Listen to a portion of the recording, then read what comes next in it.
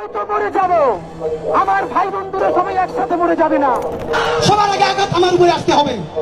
সবাই নামাই আমি পালাবো, সেই ছিল উসমান হাদি না। তাদেরকে গুলি করার আগ পর্যন্ত কোনো কিছুটা আমাদের গায়ে লাগে না। যতক্ষণ না পর্যন্ত বুকে বা মাথায় গুলি চলবে ততক্ষণ পর্যন্ত আমরা কোনো স্ট্রাগল মনে করি না। এই উসমান হাদি এবং তার ভাই বোনেরা আল্লাহ ছাড়া এই জমিনের নিচে আর কাউকে ভয় পায় না।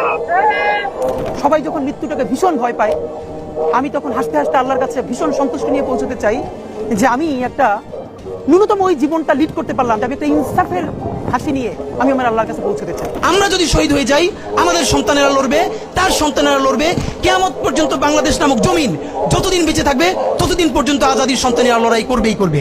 আমি আমার পরিবারকে বলেছি যে আমার সন্তানের এখন বয়স 7 মাস, আল্লাহ আমাকে নিয়ে গেলে ওকে যেন ওভাবে প্রস্তুত করা হয় যে এই দখলদারিত্বের বিরুদ্ধে লড়তে হবে। আল্লাহ ওকে যদি বড় করে ওর সন্তানও দখলদারিত্বের বিরুদ্ধে লড়বে, এই স্পিরিট যেন ওকে দেওয়া হয়, এটা আমি আমার পরিবারকে বলেছি। তখন আমার ভাই একবার আমাকে বলছিল যে এই বাচ্চাটার কথা তো চিন্তা করা দরকার তোর।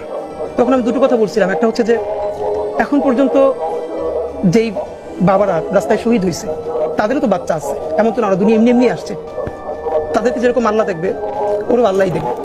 আমি তো ভীষণভাবে প্রত্যাশা করি, আমি ছোটবেলা থেকে এই স্বপ্নটা দেখি, অনেক জায়গায় বলেছি, একটা তুমুল মিছিল হচ্ছে অন্যায়ের বিরুদ্ধে, সেই মিছিলের সামনে আমি আছি, কোনো একটা বুলেট এসে আমার বুকটা হয়তো বিদ্ধ করে দিয়েছে এবং সেই মিছিলে আমি হাসতে হাসতে আমি শহীদ হয়ে গেছি। ভাইয়া আল্লাহ যদি আমাকে নিয়ে যায়, আমার বাচ্চাটার দিকে একটু খেয়াল রেখে।